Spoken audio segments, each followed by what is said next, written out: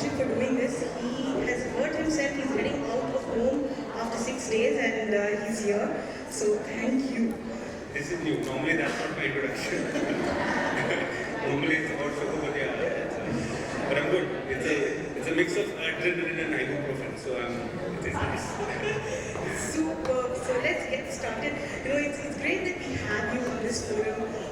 Everybody in the audience, everybody who will watch this later. I think the building a brand like yours, being that challenger brand, I'm sure there are a lot of learning experiences that you went through, which will be very important for those who are starting up now and those who are already in their early stages.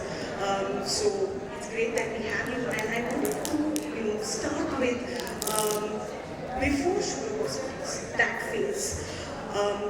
What were the learnings from that, and even Fatback initially, because that was 2015 when now we know subscription platforms where you can get a selection of products and all of that, but back then it must have been very new. And before that you had the whole experiments with a variety of e-commerce ventures. What were experiences from them that you have applied to sugar that has made sugar the brand that it is today? So I just want to add a caveat. Most of my talks are very candid, so if I say something, please don't, I hope I don't get into trouble. But I try to keep it real. Because see, I can sit here and tell you that, this is how we build a brand. The honest fact is that when you start building something, brand is a far cry. The point is building a product that at least 10,000 customers want to pay the price you want them to pay for it. What they call product market fit. I think that's the first thing. I mean, brand, as I keep telling me, I'm telling a lot of people that you can't control how and when your brand gets built. Product market fit is very important. So, just to step back a bit, you mentioned the time before sugar. Today it's interesting to look back and say, oh, sugar happened this way, this is how the brand was built. But I think the origins of building something start when you try building something for the first time. For example, sugar today was founded by Vinita and me. We've had very different backgrounds before doing sugar. My first startup was an online insurance startup. Now most people would look at and hear that and say, what has that got to do with sugar? Fact is, it has nothing to do with sugar, except for one thing.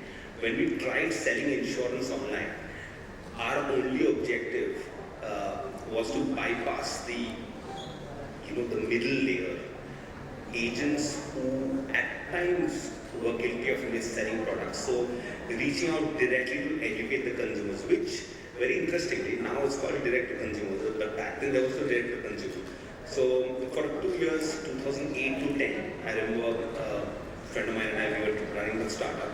And that time, building a brand and all, you don't think about it. You just want people to use your product. I remember the time when every founder would know, when you start, what are the things you want to start with? You want a website, you want a product. And I remember when the website goes live, there is this moment of exuberation. We're like, oh wow, we did it. It lasts for I think 5 minutes. Then realization sets in that, okay, now what? How do I get people to come to the website? But in 5 minutes you've uncorked a champagne and you think you've started up. What is starting up? When do you know you've started up, right? It's a very tough question to answer. I felt like I was starting up when I opted out of placements. I felt like I was starting up when the website launched. I felt like I was starting up when I got my first order, although it was a friend's order. But I don't know, somewhere along the line you pick up learnings along the way. And although my first startup lasted for 2 years before I went back to a professional job, I was working with McKinsey for a while before starting up again. I think the thing I took forward from there was there is merit in reaching out and communicating about your product directly to the consumer, which is what we attempted when we started the current business. Truth be told, when we were starting Fatback, it was a weekly subscription business. It was an overlap. I remember Vinita wanting to build something for women as a target audience. My excitement lay in using tech, using mobile to directly educate the consumer. Fatback was an interesting overlap of that. It's just that in the 3 years of building a beauty subscription business, a lot of a lot of VCs who we reached out for funding said that, this doesn't look like it's scalable. The thing about starting up and startup Josh is that when somebody tells you that, look, it's not scalable, that somehow gets translated and in your mind registers as beta तुमसे ना हो पाएगा. So it's very, I think we could have been a little smarter and wiser, but back then we tried building that. The good thing is, having built 3 years in the space, we got inklings of what could be a much larger play, much bigger market. And fortunately, 2015, when we ideated and launched our first products, we didn't know whether it would become a brand, how it would become a brand, but we were very clear on what product to launch. And that, I think, seeded sugar and scaled it. And so when somebody says that, beta tumse na ho paega, right? And when that's an investor, what do you do then? How do you convince that this idea, and back then a D2C makeup brand, what were the hurdles when you are up against behemoths like a Lakme, a Maybelline? What were those conversations like? I think when we were told that, guys, this is not going to work, first thing is we always interpret it through a lens of ego, for want of a better word, because you think that I'm giving it my all. How can somebody say that this is not going to work? I think that can be foolish at times. If we could have easily saved 1 year of our lives if we had taken that advice a little earlier. This is the only time I'm publicly agreeing to VCs, by the way. And reevaluated what we were building. Because when we realized that, okay, this market is actually much smaller, and why is market size important? I think it blew our minds, because in beauty subscriptions, we realized that we were trying to explain to the audience that, guys, here's what we're selling. You fill up a questionnaire, we're going to see, hair, skin type, recommend a few products, send it to your home in a monthly bag. You pay a subscription. I mean, if the audience has not dozed off by then, I hope they'll buy it. But we were at it because we had to prove a point. I don't know how many years of my life I could have said if I didn't have to prove a point earlier. I accept it. But I remember 2015 when we started, talking about just products, it blew our minds, because here I went to the same consumer and said, here, Kaushik, or here, cool. And they're like, oh great, how much? I'm like, wow, I don't have to explain what I'm selling anymore. So I think that realization took time, but it helps. Every month and year you spend in the market, you realize, yes, there are these behemoths, very, very competitive, cluttered market. But one thing which I've realized, if you're playing in a cluttered market, there are some areas which the bigger players don't want to compete in. You know why? Because it's too small for them. Because if you're a 2,000 crore company, it doesn't make sense for you to compete somewhere where you're going to probably make maybe 100, 150 crores more. And that was very interesting for us, because India, that stage where the market is growing very exponentially, especially in beauty and personal care, which means, I keep telling this everywhere, India, today's niche is tomorrow's big market. So if there's a niche people are building today can find, which others are not that bothered about, because it's a niche. Investors may not be bothered about it. Your competitor may not be bothered about it. I have a real life example for it. Because Fatback was catering to a very younger audience, experimental audience, 18 to 26-year-old. So one of the products which we received absolutely rave feedback on was liquid lipsticks. And there's a reason for that. Liquid lipsticks with a deep matte finish, it used to last long. So for the price they were paying, it would, without feathering, without transferring, it would last, say, 14 hours. And at that time, we were not a brand yet. So you know what we did? We actually went to some of our now competitors and we said, guys, we have this insight, look at the data. There's this audience that really loves deep matte makeup. Can we co-create a range? And we went to two of our competitors and they told us no. Now, I understand why they said no. Today I understand. Because their logic back then was that, look, our audience is mostly 30 plus. And as you move from your 20s to 30s, your skin loses hydration. So you aren't able to carry deep matte products because it parches your lips. So you have to use a creamy matte finish. It's just more comfortable on the lips.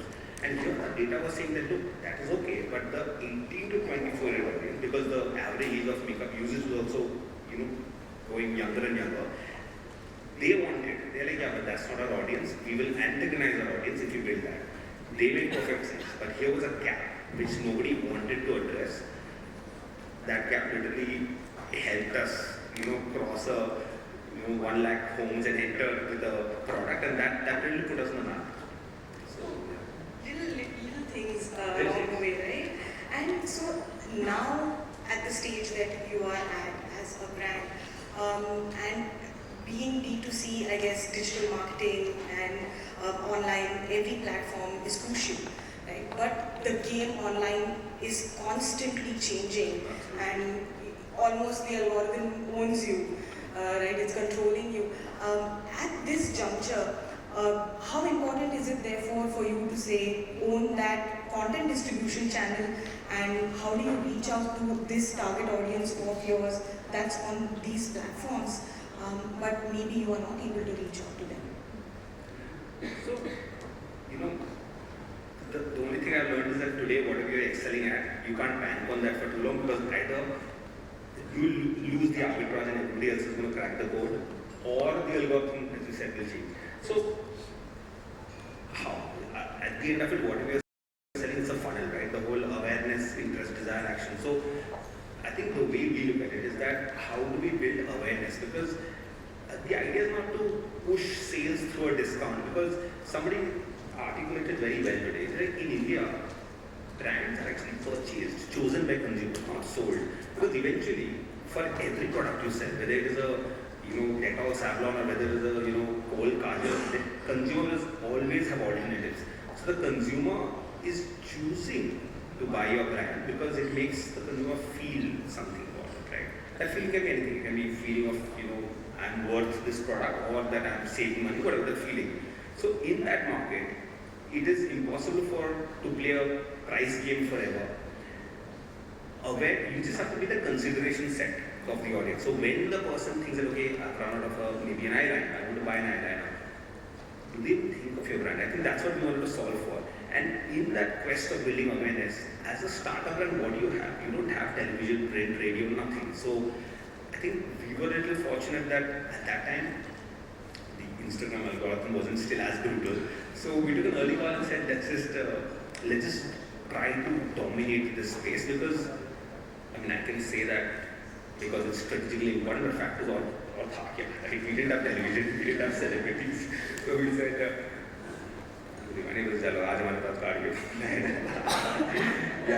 then it was so, but we really don't do it.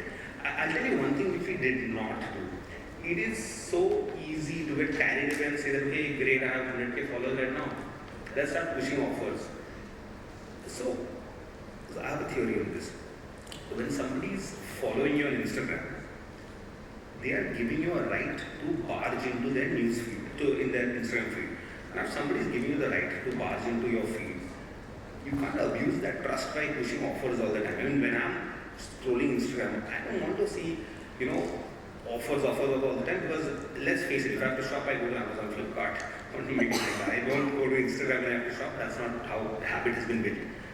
So one of the early decisions we took was that we are not going to promote sales through our Instagram posts at all. And all our competitors were doing it, but it was just a brand call. What we did instead was, if we had to push an offer or a campaign, we put it in our stories. Why? Because stories, I'm not barging into your feed as stories. Stories appear as a circle. So every time you tap a story, you are opting in to see my content. So if you are opting in to see my content, then it's okay. I mean, you've chosen to see my content. I'm not barging into your space and your feed and pushing offers. I think that has helped us. Second thing is, we've realized that as a brand, the common mistake we do is create content and then post the same content across every platform. But every platform functions differently. For example, we put a lot of entertaining content on Instagram and a lot of educational content on YouTube. Not just because YouTube people are there to watch content for maybe 3.5, 4 minutes. Instagram is a game of can you make them pause in their tracks and stop scrolling. That's the only game, right? So we experiment a lot, but that has helped us. I mean, today we've really scaled our Instagram following to build a followership of 2.3 million. There's just the largest makeup brand that's ahead of us, and we should cross them by November next month. So I think that's the game. But at the same time, the team right now is obsessing over what next, because we know that this is, the algorithm's changing. So is it Moj or MX Takatak, or is it Joe Shap? Is it the metaverse? I think somebody has to continue to, keep thinking that how do you get into their consideration set? How do they think of you? It's not about sales. So in our, a lot of people find this controversial, but in our team, the team that's driving awareness on social media, they don't have revenue targets. They don't have revenue targets. So people think that they're spending money and they're not accountable. That is not true. That is not what I say. They are accountable to get views, impressions, engagement. They have their own metrics, but they are not responsible for sales. Because the minute you, imagine the person who's creating campaigns like Nike breaking the 2-hour marathon, or Red Bull's Felix Baumgartner jumping from space. I want to see how much sales this campaign. That kills all the joy of building a brand. So we have two very, very different teams. Everything is measured by different metrics. Not everything about brand building is sales. So I think that's something we've been able to hold so far. I'm not very popular enough because of that. So are the digital platforms then where you do your brand building, and because you also have a very large network of retail stores, so 40,000 plus retail and more than 100 EBOs. Yes. So is that where the majority of your sales then comes from, and is digital the brand building platform? So it's very interesting, as a brand we love basking in the whole PR umbrella of D2C. We are partly D2C, we are not fully D2C. So I like calling us digital first, because we talk a lot about what we are, who we are, what we champion in digital. But retail forms 55% of our sales overall. So not many people know that. But that's India. Beyond the point, if you have to scale, retail will scale faster, because ultimately there are only so many online channels that you have to sell. So yes, you're correct. I think one of the things which we've learned in our journey is that at a time you can convince the consumer to do only so many things. So here I am trying to convince the consumer, buy sugar. B, buy this product at the price point which I want you to buy, because I'm not offering deep discounts. C, buy it from my own website. That's too much to ask. So for us, for every brand, it starts and ends with building trust. So if a consumer trusts the third-party platform, or the local general store, or a beauty store, or a wholesale store more, why do we need to fight that? Let them shop sugar wherever they are comfortable shopping sugar, wherever they trust the platform, where they can go back and say, I didn't like it, I will replace it. That's fine, let them do that. So I think we leverage that and say we will be everywhere. We started with D2C, then there was partner portals, then modern trade, general trade have this very interesting equation wherein general trade makes the money, but you have to be in modern trade, because otherwise distributors don't think you're a legit brand. And of course, eventually our own brand outlets, which we've scaled very profitably. So that's our goal. And so going back to that thing of what next, right? We're seeing a couple of trends play out in the D2C space. One is the content plus commerce sort of strategy, and the other is building this house of brands. And Sugar has acquired a hair care startup, a brand. So are you moving towards that? Because the house of brand and content commerce, when I start talking, I know I'll end up saying something controversial. Because the last 12 months in our space, it's seen such incredible action, right? So first, house of brands. Now, it blows my mind that house of brands is nothing new, right? You wouldn't find the really large behemoths like, say, a clean theory universe said that, hey, we're a house of brands, hello. So, okay, why do companies start amalgamating or building or acquiring brands? I think, it's very tough for a single brand to exist beyond the point, because you become a very attractive acquisition target. Like, you look at very large brands, Benefit, Kancha, globally, the Dollar Shaving Club, once you become very big, you become an acquisition target. So I think as founders, there was a time when we asked ourselves, what do you want to do in this scale that we found with sugar. So when we were very clear that we want to build it out over the next 2 decades, we were like, okay, we need to build this into an organization. And there were enough white spaces which we were also noticing. So hence there was a plan that, okay, we want to be a company that owns and operates multiple brands. And there are many ways to do it. Some go out and aggressively acquire brands. Some find more comfort in trying to use a playbook that works for one brand into others. I think our natural predisposition is to build. We're very inspired by, say, Estée Lauder. When they started, they built Estée Lauder, they built Clinique, they built Rituals, and I think after 20-30 years, they went and acquired their first brand, which was MAC, and they've done wonders with it. So, a lot of what we acquire are not necessarily going to be to add revenues to our company, because sugar is making revenues, but it is to play out experiments, like the brand that we acquired, and I think that's playing in categories where we can't run experiments under sugar, because sugar is a very core makeup, color cosmetics brand. So that's for our learning as well, to see what happens. So I think any organization, any brand, if they want to exist without being acquired by multiple larger brands, you have to evolve into a house of brand. But I don't think all these startups are calling themselves house of brands. I think as they mature, as we mature, in 10 years, we won't call ourselves house of brands. No mature organization calls themselves house of brands. It's just it's a PR play. This content to commerce is very interesting. Now, my only gripe is that content to commerce, the minute you say, you're putting pressure on content to deliver commerce. Why? They are two very different things. I think content strategy is to build awareness, because let's face it, if I want to engage with you, I want to engage with you, let's say 100 days in a year. I can't engage with you 100 days in a year if I always tell you about ye dekho product, ye dekho new product, ye dekho discount, ye dekho offer. You will just block me, right? But I want to be a part of your life. So I need to talk about things which excite you beyond my products and sales. That's where content comes in. It's about the themes and topics you believe in and you want to champion. Our brands do that so beautifully. Like I keep using Nike and Red Bull's example. That's content. Now content gets your brand in the consideration set. Putting pressure on them to commerce, we can't control that journey, because ultimately your product has to.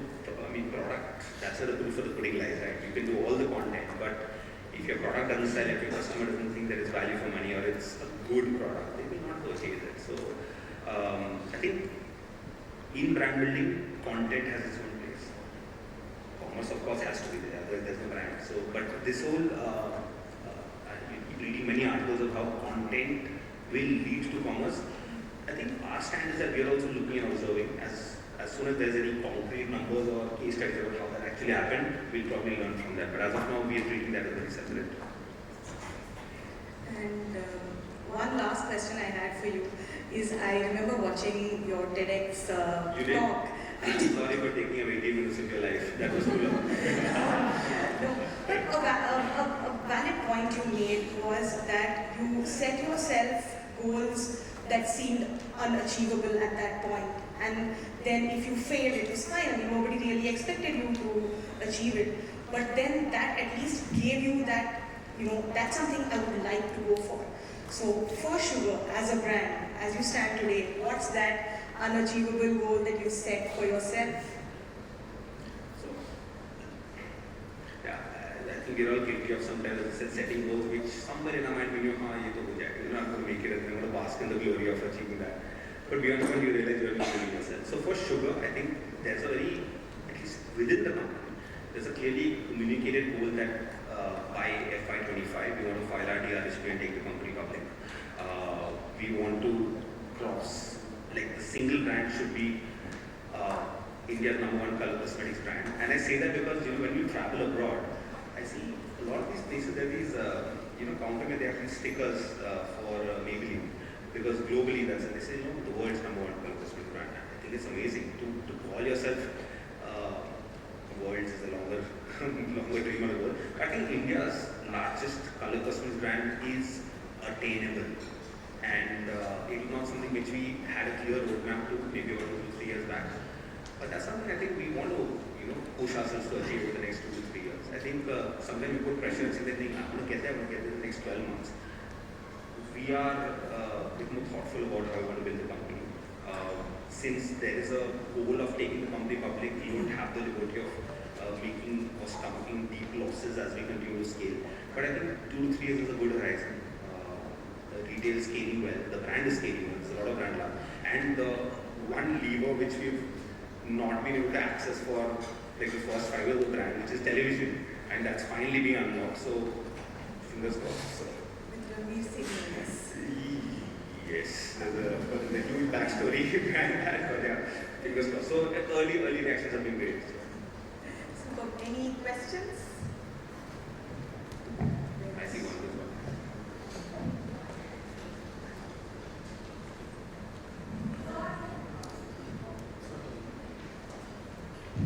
Yeah. So just few weeks back, I landed up buying a sugar lipstick. Thank you. Thank you. So my sister said, don't use it. I was like, why? I said, it doesn't just come off. And I was like, isn't that what girls want? You know? It just comes up with every food we eat. But I happened to buy it from the retail store, like you said. You were a D2C brand first, and then of course the retail presence increased. So for a product like makeup, how has the acceptance journey on the online front been? So when you go to a retail or the place where the question comes from, was from the previous conversation we had about the mattress. The idea is that retail actually accelerated the sales, right? So right now you're doing a good 40-45% retail. So when you do 100% D2C, was retail a conscious decision that you made, or was it that online has its limitation and offline would be a way to go? How was the whole transition from online to offline being set up? It's a fantastic question because we've spent a lot of time debating on it. I'll just take you back to this one. I remember this very vividly. In about 2019, early 2019. So we were discussing, great, we're getting great D2C tailwind and scaling fast. And then somebody actually asked us a question, what do you want to be? What do you want show to be? Aapko banna kya hai, right? One of the very fundamental questions. And they're like, do you want to be a large digital brand or do you want to be a large beauty brand? And when they asked, when the question was put that way, they want to be a large beauty brand, of course. And that's when we realized that, if you're playing T20 and you have 20 overs to score your runs, you can't score more than somebody who's playing a one day and batting 50 overs. So no matter how well I crack the D2C market out of shape, I can't beat other brands who are playing the entire market. So it was, one of those light bulb moments went off like, you don't even have an option. We have to get there. And of course, that was further supported by the fact that as we were making inroads and doing well in D2C digital channels, the established legacy brands were also beginning to make a play over there. So we knew that, okay, they're not going to let us get a free idea for long. They're going to come and, start their own, direct channels, website, app and all. So it's just a matter of time where we also have to try to get there. And it was just that, try. I mean, we used to literally walk into stores and get shooed away for a very long while. But eventually, once customers started asking for the brand, it was easier to get shelf space. So yeah, that's it. Great product. Thanks. One more question at the back.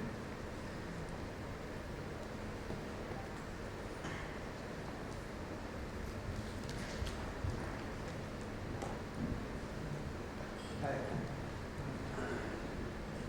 Can you hear me? I can hear you, but not through the mic. I see. Hello. Ah. Thanks firstly, Kaushik, for your insights. It's refreshing and reassuring as an agency to hear someone who puts content and commerce on parallel tracks. I'm just curious to know that who do you consider as references or benchmarks for organizations or startups with really good content? And you've said IKEA, but in India, who do you think is kind of engaging through content well? Okay, so I'll tell you how we figured content was being used meaningfully to start with. When we started our previous stint, beauty subscription, we felt educating consumers through content was going to be a big part of how this industry grows. I'd actually give full credit to Nykaa for that, because there was a time in 2015, 2016 when like influencers everywhere were just showing people how products were used. I think that changed a lot of things, because when you're seeing how products are actually used, unpacked, used, what looks you can create with it, you know, it's like when you look at iPhone billboards, they show you the photo and say shot on an iPhone. They don't show the camera or the technical specifications as much as they show what you can create with it. I think, I don't know whether knowingly or unknowingly, but Nykaa started doing that. Instead of showing the product, they said, what look can you create with these products? And the minute that became clear to us, we like turbocharged and built our entire strategy around it. And you can't, I mean, those days of putting products and say flat that's gone, right? I mean, what can you build with those products? What can you create with those products? So I think in our category, I definitely think they started it, and I'm pretty proud of what the work our team has done in this. In adjacent categories, what has worked is, I think, wheat has worked. So, I mean, love what Zomato keep doing. Zomato, of course, sometimes gets in trouble, but beautifully comes back. But see, it's who our audience is, right? I mean, our audience is the digital first, younger audience, and which is what I tell our team, that we can take calls and risks which legacy brands will not be allowed to take. So we have to exploit, right? I mean, we can still say, sorry, and come back, and the audience, if we, honestly, they will support us.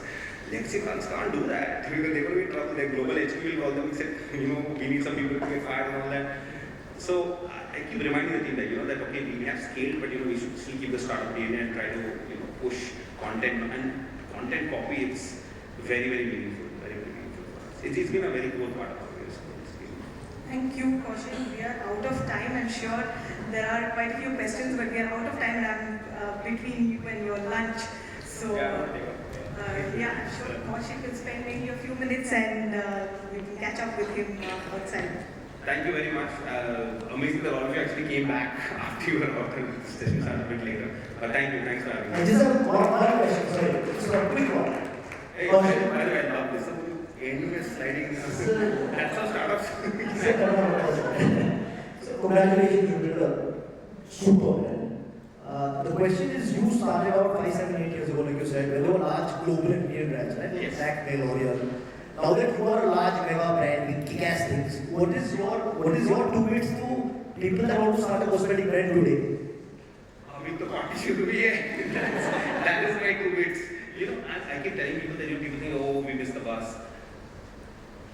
See, if you sit here and think that you missed the bus, whether somebody else is going to actually make the moves, create something. Our understanding of market was so limited because the market was limited. There was skincare, there was makeup. The market's going to explode because, I'll tell you, a lot of unorganized makeup users are going to start using makeup. And when they start using entry-level makeup, the people who are using entry-level makeup right now are going to move up the price level. That gives a huge advantage to people without the pressure of launching the cheapest product in the market to try and capture the users who are moving on. So I think if you can be a little patient, not operate on FOMO that's saying, they've got this star. Next 10 years, we're going to see a lot of beauty brands coming up. Thank you. All right, thank you very much. Thank you very much for this step forward. And we have a small token of appreciation from our partner, Z Media. Kaushik, this one's for you.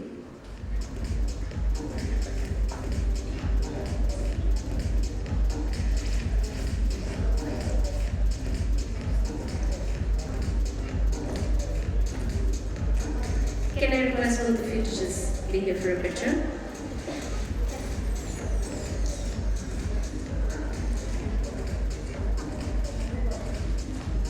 Can we hear a big round of applause for Mr. Mukherjee? Thank you for joining us and sharing your story with us. Thank you so much.